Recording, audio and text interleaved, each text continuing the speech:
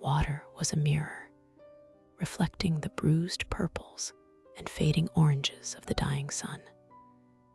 My paddleboard glided soundlessly, the only disturbance the gentle ripple behind me. This cove, a secret pocket of calm shielded by ancient willows, was my sanctuary.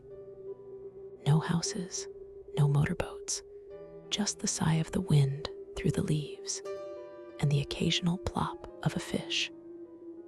I'd planned on an hour of silent meditation, a reset button for a week of simmering anxieties.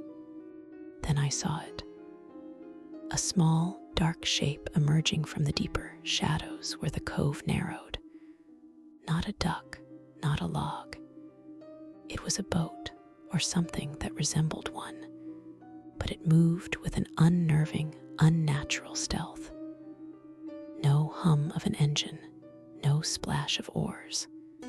It simply appeared, and it wasn't alone. Two figures sat within it, impossibly still. I tried to dismiss it, a trick of the light, perhaps. But as I paddled closer, a knot of unease tightened in my stomach. They were men, or at least what I assumed were men. Their faces were obscured by shadow, their bodies rigid, their gazes fixed on me. Not just casual observation, but an intense, unblinking stare that felt like a physical touch. I offered a small, polite wave, a gesture to acknowledge their presence, to diffuse any potential awkwardness. They didn't respond. Their heads remained turned towards me, their stillness absolute. The silence stretched, becoming heavy, suffocating. The beauty of the sunset was now a mocking backdrop to my rising fear. Panic began to prickle at the edges of my mind. This wasn't just odd, it was profoundly wrong. Their boat drifted closer, not with the usual drift of water currents, but with a slow, deliberate intent. It nudged against my own board, the gentle bump sending a jolt of adrenaline through me. I could feel their eyes, burning through the dim light. I made a quick decision. Meditation could wait. Safety couldn't. I turned my board, paddling with a forced calmness back towards the main body of the lake, towards the distant lights of the shore. I glanced back. They were still there, a dark silhouette against the darkening water, their gaze unwavering. As I neared the open water, I heard it. A faint, guttural sound.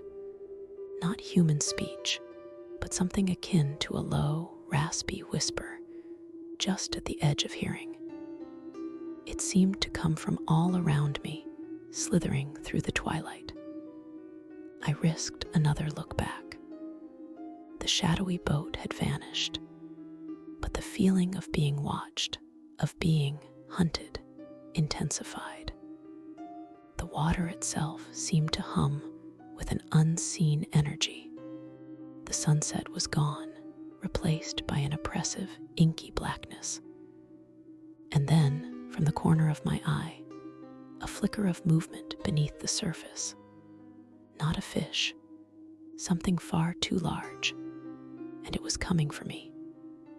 The whisper grew louder, no longer at the edge of hearing, but a chorus of discordant, inhuman sounds that seemed to claw at my sanity. I paddled harder, my breath catching in my throat. The serene lake transformed into a nightmare I couldn't escape. I'm Aqeela, and you're watching the Aqeela Files. Did you really think you were safe on the water? They're always watching, and they're always hungry. Subscribe if you dare.